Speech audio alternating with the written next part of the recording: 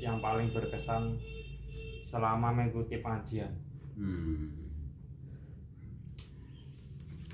Ya alhamdulillah selama pengajian bulanan apa piye? Pengajian terserahmu ya. Pengajian bulanan dekat wae lah. Nah, Pengajian bulanan alhamdulillah di sini setiap bulan setelah dilaksanakan di mana alhamdulillah ya untuk mempersatukan umat ya yang tadinya tidak kenal yang alhamdulillah jadi kenal. Juga selain dari perkenalan saling mengenal jadi mengakrabkan kembali antara sesama manusia ya dari pihak dari RT ke RT atau ke dusun yang tadinya mungkin ya jauh renggang, tapi alhamdulillah dengan adanya pengajian ini alhamdulillah jadi rekat tali persaudaraan kita lebih dekat lagi ya.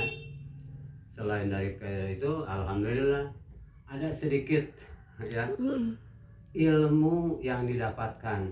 Nah, ilmu yang didapatkan ya yang bisa diterapkan dalam kehidupan beliau ya di masyarakatnya. Yang biasanya dia agak masing wae gitu, tapi dengan adanya pengajiannya ada rem gitu. Dikitnya mana ini yang tidak bisa dilaksanakan, apa ini yang dilaksanakan. Nah, itu ada rem gitu maksudnya. Jadi beda dengan enggak pengajian, bulan puasa merokok minum kan itu ya, alhamdulillah yang biasanya dan ngikut baru sekali dua kali alhamdulillah, entah kalau ngumpet kan gak jadi masalah lah asal jangan terang-terangan ya alhamdulillah ada perubahan dikit-dikit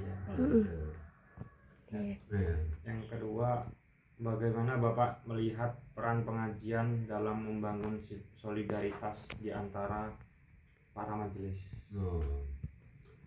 Solidaritas para majelis alhamdulillah. Jadi dengan adanya solidaritas para majelis itu wawasannya bertambah ya, bertambah jadi semangatnya itu bertambah.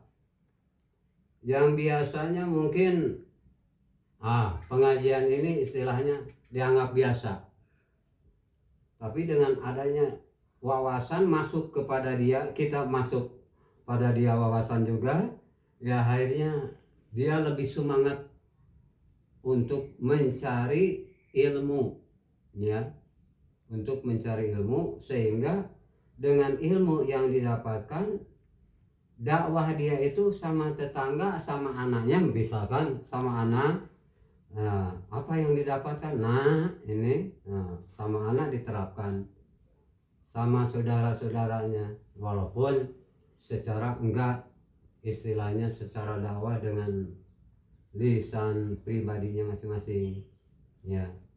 Misalkan lisan kita mendakwakan ini mungkin ada yang masuk kan, ada yang enggak, ada yang 100% masuk ya. Semua jamaah itu ada yang 30%, ada yang 40%, ada yang 5%, bahkan ada yang kosong.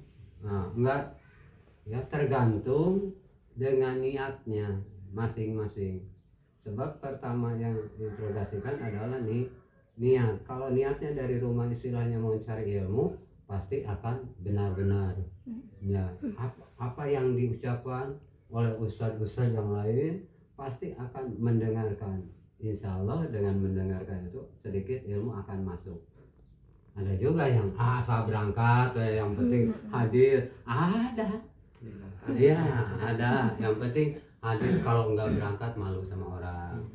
Bukan banyak banyak ataupun dalam segi makanan, bukan yang penting udah nasi bungkus apa ada itu Hadir di nasi.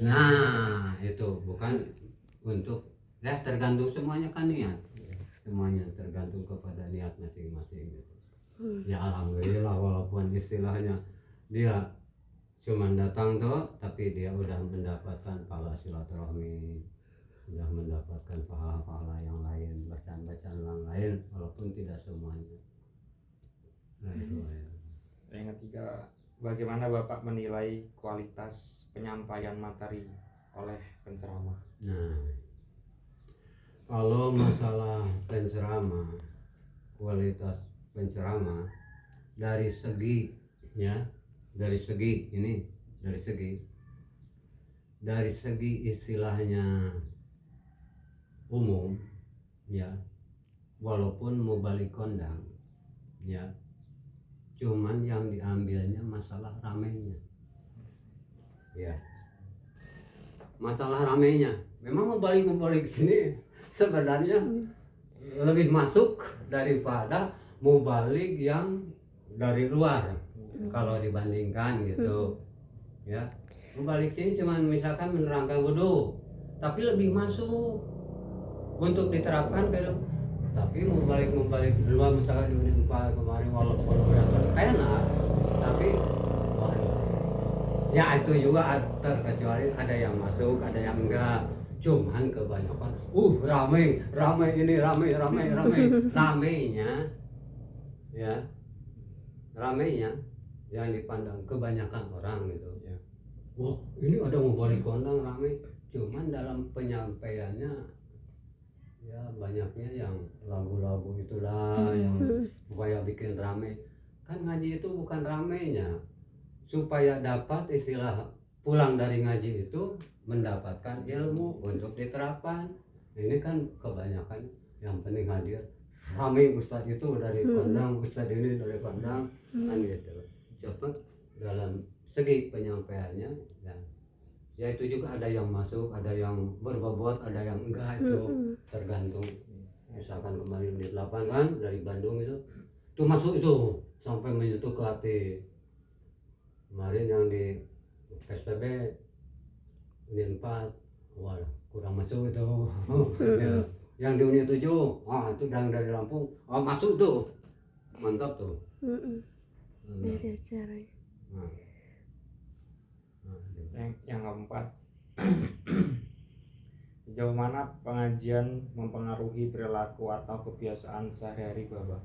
Nah, alhamdulillah dengan pengajian ini kebiasaan masyarakat di sini ya, masyarakat di lingkungan yang suka istilahnya tolabul ilmi ya, sedikit baik di aurat surat yasin berbeda. Soalnya dia lain dengan yang tidak mengikuti pengajian. Istilahnya di dalam segi aurat perempuan ya, perempuan misalkan kan banyak itu lah tua enggak muda enggak, mending kalau anak-anak masih mending, tapi alhamdulillah anak-anak udah pakai kerudung. Alhamdulillah orang tua ada yang pakai kerudung, bahkan ada yang pakai kolor segini, udah wis tua itu kan. Yang tidak mengikuti pengajian, tapi sedikitnya sudah mengikuti pengajian. Sebab barang siapa yang mengeluarkan ya perempuan dari rumah, maka akan dipatuk ular katanya, akan dililit di pelepah kurma ya, dililit sama ular itu. Barang siapa perempuan ya auratnya kelihatan, laki-laki seorang wae ke warung, makanya harus keras dengan bini. Maksudnya keras itu bukan dipukul ya, pakai kerudung lah ke rumah, nanti aurat kamu, rambut kamu nanti kelihatan sama orang. Jadi awal yang disiksa, daripada awal yang disiksa lebih baik ya jadi nasihati ya. Nah itu alhamdulillah perubahannya ada ya setelah mengikuti pengajian baik di lingkungan ataupun di pengajian apa, alhamdulillah ada ya, sedikit demi sedikit ya, namanya kan sedikit demi sedikit nggak bisa pelan-pelan. Iya pelan-pelan namanya, apalagi orang-orang tua ini wah kadang-kadang pendengarannya udah Payah ya payah ya. Kenapa lagi Pak? Bagaimana Bapak melihat peran generasi muda dalam pengajian saat ini? Alhamdulillah kalau generasi muda di sini pengajian itu agak jarang, kurang bangkit. Sibuk sendiri. Iya, sibuk dengan kegiatannya, mungkin entah kalau pengajian, tapi kalau ada peringatan ya semangat. Cuman ada peringatan toh, nah, peringatan maulid ataupun disuruh apa ya semangat, tapi si suruh ke depan pada mundur, nggak ada yang berani gitu maksudnya. Suruh protokol suruh apa kan, harusnya kan yang membangkitkan itu perjuangan itu harus anak muda. Muda itu harus berjuang, jangan takut, salah tidak apa-apa, namanya belajar, nggak ada yang dimarahin sama siapapun. Oh berarti kan nilainya orang, oh bagus lah, udah berani pun udah alhamdulillah, walaupun salah nggak jadi masalah sebenarnya. Cuman rata-rata ini di sini kurang pemuda dalam pengajian. Ya. Mungkin enggak adanya ini, mungkin enggak adanya kesatuan dan kesatuan, misalkan kalau dibentuk mah khusus pemuda mungkin kan, nah itu insya Allah mungkin dari jalur ini digabungkan, nah itu lebih bagus sebenarnya. Cuman kan payah ngumpulnya ya, ngumpulnya payah kalau dari segi pemuda. Cuman kalau ada kegiatan ya, kalau disuruh orang tua ya siap. Itu juga harus didatangi ke rumahnya. Ya harus didatangi, bukan hanya diwawarkan saja. Nah, kau tugas ini harus, nggak datang nanti harus cari gantinya. Nah, itu ya terpaksa dia datang. Nah, itu